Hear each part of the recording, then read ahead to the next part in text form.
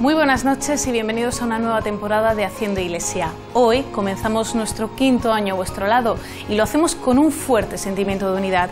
Ahora más que nunca debemos ser, pensar y actuar como hermanos. Como saben, los cristianos de Oriente Medio están sufriendo una persecución cruel y despiadada por parte de los yihadistas del Estado Islámico. Asesinados a sangre fría, crucificados incluso, perseguidos, obligados a huir. Lo que están viviendo los cristianos caldeos nos llama a situarnos de una forma comprometida junto a ellos, a posicionarnos una vez más como iglesia, a ser la voz de los que no tienen voz. Comenzamos. Hoy en Haciendo Iglesia. Como entran los terroristas en Irak, ha ido malísima porque habían matado las personas como beber agua, así. Es la voz de quien ha visto el sufrimiento de los cristianos perseguidos por el grupo yihadista Estado Islámico. Conocemos la situación de este pueblo de manos de Rebin, un seminarista de nuestra diócesis de Cartagena, cristiano caldeo, natural de Irak. Además, analizamos qué está ocurriendo y cómo instituciones internacionales ayudan a aquellos que consiguen huir.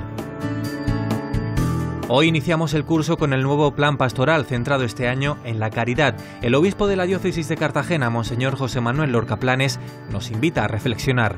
La invitación que yo hago es: haz un alto en el camino y mira también cómo estás viviendo tú esta dimensión que por otra parte es esencial para un cristiano.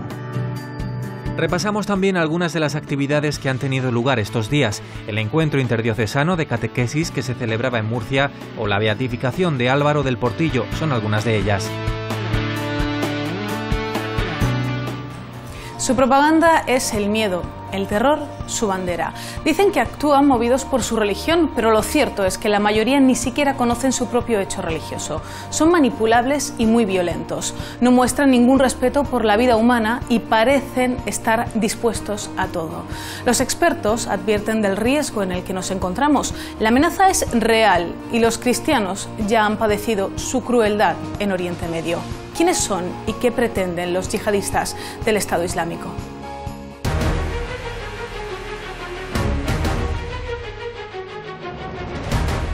Los atentados del 11 de septiembre de 2001 cambiaron el mundo. El enemigo, el grupo terrorista Al-Qaeda, con presencia incluso en países occidentales. Tras la muerte de Bin Laden, las guerras de Irak y Afganistán, surge una escisión, el Estado Islámico. La guerra de Siria ha actuado como catalizador para el Estado Islámico, de la misma forma que la guerra de Afganistán contra los soviéticos actuó de catalizador de Al-Qaeda. Estos guerrilleros, 100.000 soldados que estaban combatiendo contra Al-Assad en Siria, se han dado la vuelta y se han encontrado un territorio virgen para la conquista. Se trata de Irak. Aquí se han hecho fuertes. Las ejecuciones de periodistas occidentales les han dado visibilidad. La yihad o guerra santa es lo que les mueve y les convierte a nivel internacional en un terrorismo latente. Hemos de saber que este es un peligro líquido, que no se establece desde fronteras concretas y bordes determinados, y por lo tanto enfrentamos una situación realmente peligrosa. Un peligro que no viene dado por parte de la religión. Pero no podemos confundir el Islam con el comportamiento yihadista. Los yihadistas son una mínima expresión. Confundir cualquier hecho religioso con las manifestaciones violentas es realmente una confusión muy grave, y hacerlo, confundirnos, sería entregarle la primera victoria a los propios yihadistas. Por lo tanto, no podemos generar un entorno de desconfianza. Los expertos aseguran que muchos de estos islamistas radicales no son grandes conocedores ni de su cultura ni de su religión. Encontramos a gente muy vulnerable a la manipulación religiosa y en relación con la religión es gente con unos paupérrimos, en la mayoría de los casos, aquí estamos hablando en general, gente con unos muy pobres conocimientos de su propio hecho religioso. La implantación de ese Estado Islámico ha hecho que estos fundamentalistas intenten borrar la memoria de los pueblos que arrasan. Tras la toma de Mosul, la segunda ciudad más grande de Irak, los yihadistas iniciaron conversiones forzosas, persecuciones y ejecuciones contra la población cristiana y otras minorías. Destruyeron la mezquita de Jonás, lugar venerado por judíos, musulmanes y cristianos. Quieren, sin duda, crear una nueva historia en estos pueblos. Realmente es aplicar una política de conversión o muerte, expulsión, martirio y una obligación para sobrevivir de adherirte a los valores islámicos en esa lectura extremadamente virulenta y radical que profesan los agentes del Estado Islámico. Esta limpieza étnica ha hecho que sea la primera vez en 2000 años que no queden fieles cristianos en la zona. Han desaparecido los cristianos asirio-caldeos. Los que más suerte han tenido han podido huir. Otros son ahora los nuevos mártires del siglo XXI. Los testimonios de quienes han sobrevivido a las matanzas en la zona de Irak son desgarradores, y los de quienes están ayudando allí también. Hacienda Iglesia ha estado con un joven cristiano del Kurdistán, donde se refugian la mayoría de iraquíes. El miedo y el horror de las historias que ha visto y ha oído aún se refleja en su mirada. Su nombre es Revin, tiene 20 años y es cristiano caldeo, natural del Kurdistán iraquí. El pasado mes de marzo vino a Murcia a estudiar en el seminario Redemptoris Mater. Este verano, después de que comenzaran los ataques de Estado Islámico a Mosul, volvió a su ciudad, Erbil, a ver a su familia. Y esto fue lo que encontró. Como entran los terroristas en Irak, ha ido malísima porque habían matado las personas como beber agua, así. En mi ciudad han venido casi 5.000 familias. En mi barrio, la primera semana, había 2.000 familias. Una situación que le hizo trabajar días enteros para ayudar a los que se refugiaban en su parroquia. En la iglesia estábamos ayudando desde las 9 de la mañana hasta 11 por la noche, porque con la comida, con las ropas, porque no había mucha gente que han ido solo con la ropa, lo que tenían. Había muy difícil ayudar 2.000 familias. Familias con testimonios muy duros. En mi barrio había una mujer que nos ha dicho que los terroristas han cogido su hija, que tenía 3 años. Y, por ejemplo, también había muchas personas mayores que no podrían caminar, y había con los contactos con los terroristas nos dijo que están muertos. El miedo es una constante entre los cristianos porque se encuentran totalmente desprotegidos ante los terroristas.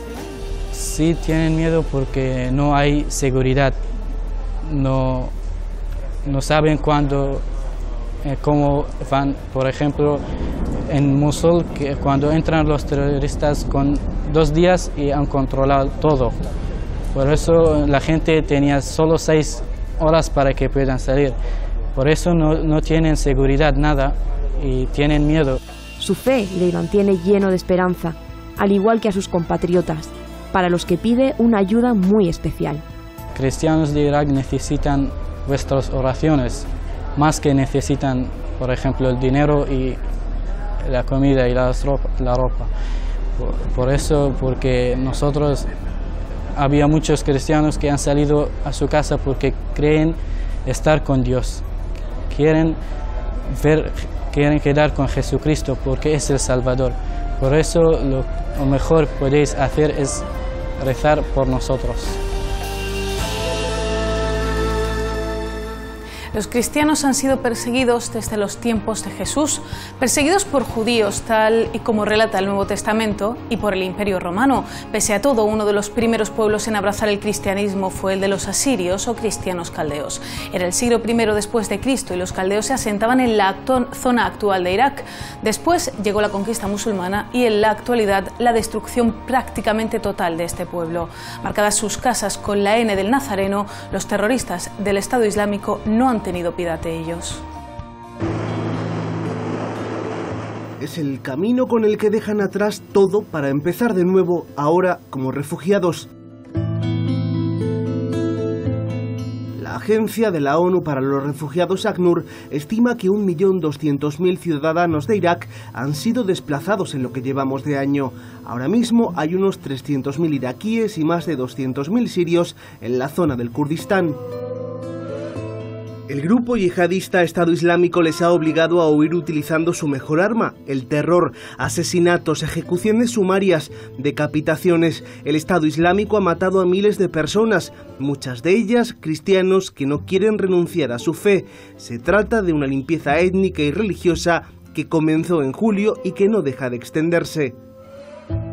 El grupo yihadista ocupa ya alrededor de 56.000 kilómetros cuadrados entre Siria e Irak. Los cristianos de la zona norte del país, especialmente de Mosul, se esconden en el Kurdistán. Incluso empiezan a hacerlo también en Bagdad. La mayoría se quedan en campos de refugiados donde la ayuda internacional es la base de su sustento. Instituciones como Ayuda a la Iglesia Necesitada realizan una labor muy importante con la que cualquiera puede colaborar de forma económica. Pero sobre todo los cristianos refugiados piden otro tipo de ayuda. On a aussi besoin de vos prières et priez aussi pour la paix. Es una situación muy difícil la que se vive en los campos de refugiados. Nos lo cuenta un sacerdote argentino, el padre Luis Montes, que llegó a Irak hace ya 4 años. Están viviendo amontonados, viviendo a la vista de todos. Es muy incómodo para las mujeres, pero al menos en las iglesias tienen baños, tienen a veces aire acondicionado, están un poquito mejor, ¿no? Los que están en campos refugiados la están pasando más duro, los que están viviendo en edificios abandonados la están pasando más duro. Para ellos es terrible, se aumentan las enfermedades de los niños, sobre todo diarreas crónicas que hacen que no se lleguen a alimentar. En muchos casos falta de alimentos, falta de agua. Ahora se refugian de los yihadistas, pero los atentados son algo común en el país. Acá de hace 10 años hay atentados casi todos los días en la ciudad, ¿no? Antes de la llegada del ISIS se hablaba de 20 atentados por día en el país. Así que en la ciudad tenemos atentados casi todos los días. Para nosotros es común escuchar las explosiones. Existe miedo a morir en un atentado, pero también a ser perseguido por ser cristiano. En las escuelas hay presión a los niños para que se conviertan. Es más difícil para un cristiano conseguir trabajo, es más fácil que lo pierda, es más fácil que le aumenten el alquiler de un día para el otro, se lo dupliquen. Hay presión, hay persecución, pero de todos modos es algo que la gente está acostumbrada y lo vive, digamos. Se acostumbran a esto, al horror de la guerra, a la persecución por creer en Cristo. Incluso los radicales marcan sus casas y comercios con esta letra, la Nun, la N del alfabeto árabe, que significa que son nazarenos y cristianos y que por ello han de huir o morir. Despojados de todo, se sostienen en la esperanza y son testimonio vivo de la fortaleza en la fe. Algunos aún se atreven a defender que Jesús es la luz del mundo.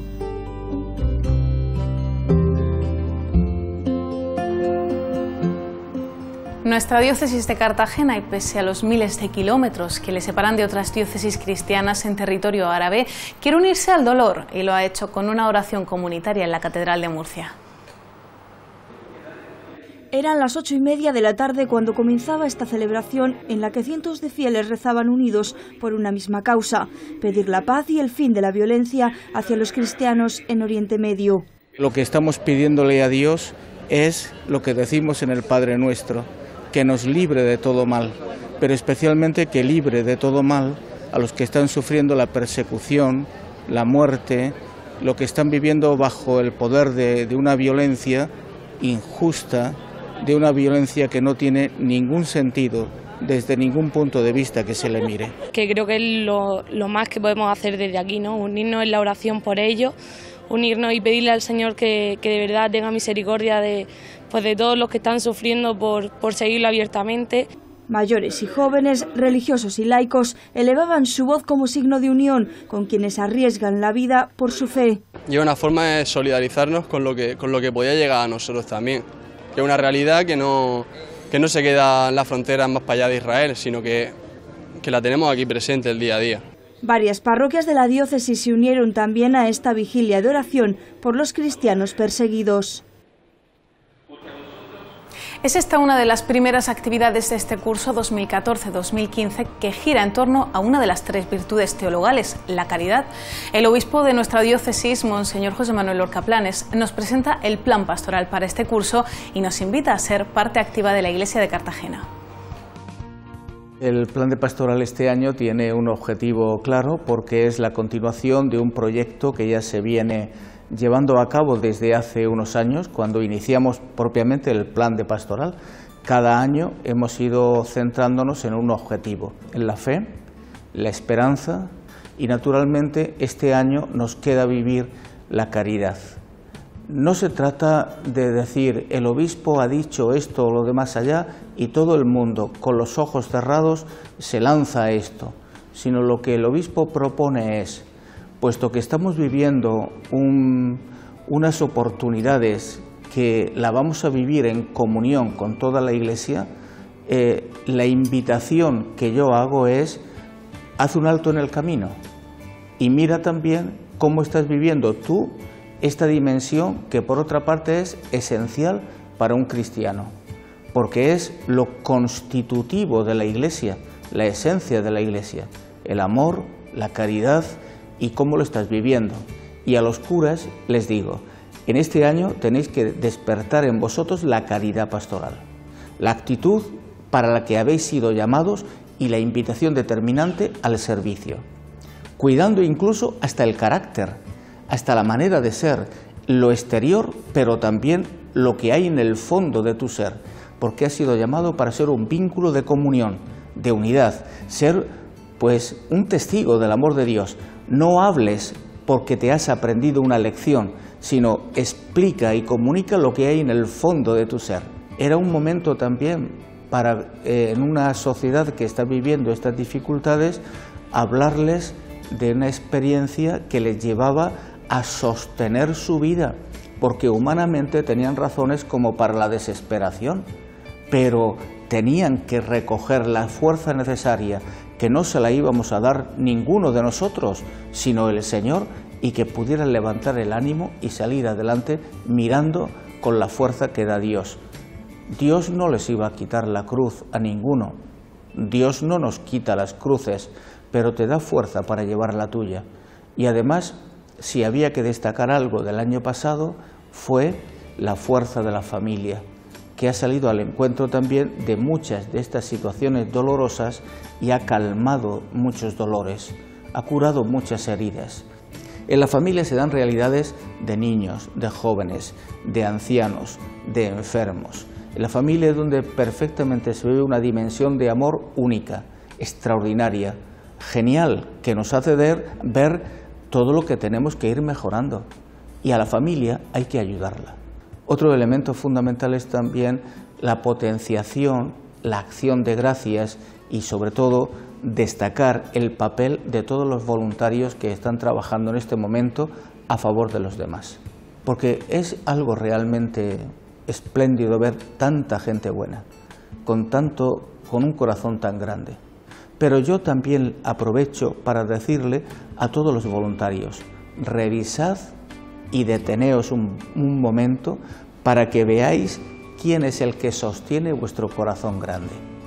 Y veis que es Dios. Que ayudemos, que estemos cercanos, que no nos echemos atrás, que seamos valientes y que Dios nos dé fuerza para llevar cada uno la responsabilidad que nos ha tocado. Por mi parte, para mí va a servir también un año para revisar no solamente el funcionamiento de la Iglesia de Cartagena, sino mi propia vida. Y eso, pues creo que será una cosa buena para todos. De tal manera, si me estáis escuchando, mucho ánimo, que Dios os bendiga, animaos y aceptar la fuerza del Espíritu que os va a dar coraje para que donde quiera que estéis manifestando el corazón de Dios. Catequistas de toda la provincia eclesiástica de Granada, en la que se incluye nuestra diócesis de Cartagena, se han reunido este fin de semana en la Casa de Ejercicios de Guadalupe. Es la noticia con la que empezamos nuestro repaso por la actividad de esta semana. Tradición en relojes y campanas ofrece la actualidad de la diócesis. El catecismo, como fuente y base de la iniciación cristiana, se presenta este curso como el centro sobre el que enfocar la preparación de niños y jóvenes. Así lo ha presentado el obispo de Plasencia y presidente de la Subcomisión Episcopal de Catequesis a decenas de formadores en este encuentro interdiocesano. No tiene nada que ver con los viejos catecismos que antiguamente pues utilizaba, por ejemplo, yo cuando aprendía el catecismo. Ahora son mucho más atractivos, pero el contenido es lo mismo, es la memoria de la fe. El catecismo recoge la memoria cristiana de la fe, como dice el Papa Francisco, lo ha dicho a los catequistas, que son los que transmiten la memoria de la Iglesia. Testigos del Señor es el nombre del nuevo catecismo editado por la Conferencia Episcopal Española para jóvenes y niños que se han presentado en este encuentro. Un punto de reunión en el que ensalzar la importancia de formarse para poder formar. Igual que yo he aprendido una fe que me ha ayudado a vivir, yo quiero transmitirla a los demás y transmitir esa felicidad que me da el Evangelio. Y entonces pues vengo a aprender. Porque tú no puedes hablar y explicar y dar a conocer algo que no sabes en qué consiste. Y vamos, yo lo veo importante. De hecho, yo que voy a empezar este año no tengo ni idea y tengo que aprender, pero a base de rapidez, pero ya. Y con amor por lo que hacen. Es muy importante que en la familia lo vivan, porque entonces las cosas serían coser y cantar. Porque muchas veces los catequistas nos encontramos con niños que a lo mejor digamos el primer contacto que tienen con esto de la fe es la catequesis. Catequistas de Granada, Almería, Málaga, Jaén, Guadix, Murcia y Cartagena han vivido, compartido y celebrado una fe que después transmitirán a otros.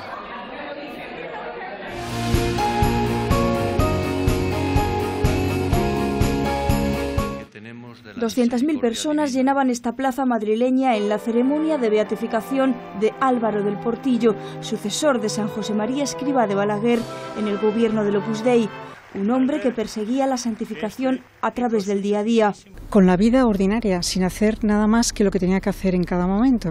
Monseñor Álvaro del Portillo, natural de Madrid, era doctorado en Ingeniería de Caminos, en Filosofía y Derecho Canónico. Durante casi 40 años fue el principal apoyo y compañero de San José María. Desde su ordenación como sacerdote, en junio de 1944, se dedicó por entero al servicio de los miembros del Opus Dei.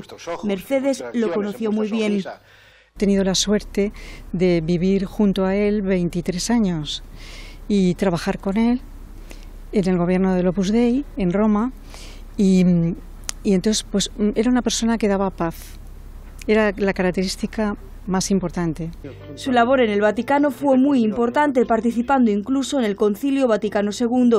A lo largo de los años en que estuvo al frente de la obra, el beato Álvaro del Portillo promovió el comienzo de la actividad del Opus Dei en 20 nuevos países. Hemos de ser sembradores de paz y de alegría. Desde su gobierno en el Opus Dei empezó la labor en muchos países y con labores también de promoción humana y social.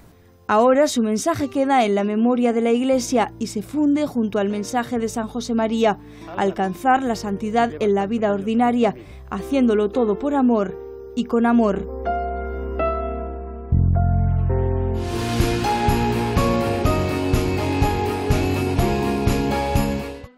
Miles de ancianos y abuelos participaron el domingo en el primer encuentro mundial con el Papa Francisco.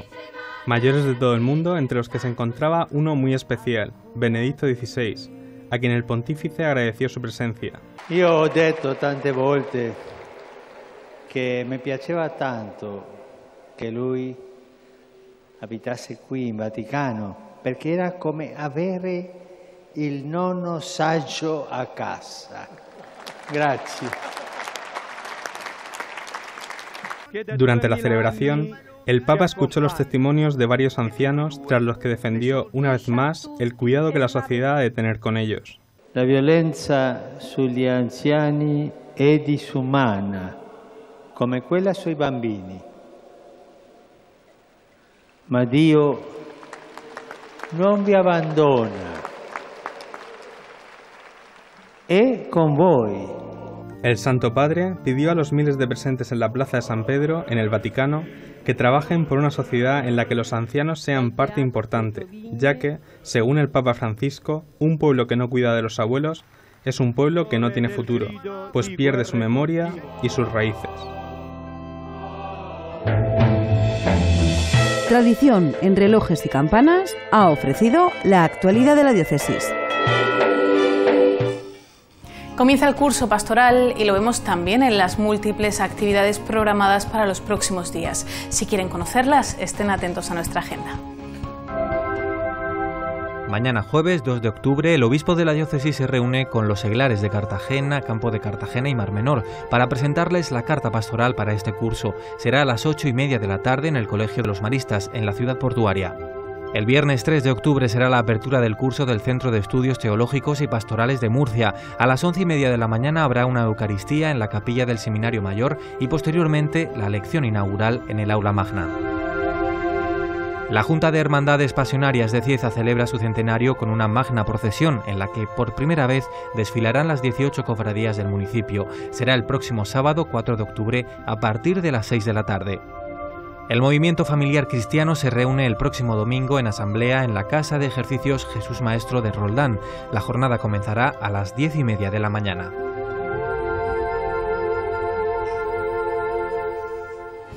Recuperamos el espíritu con el que hemos comenzado este primer programa de la quinta temporada de Haciendo Iglesia.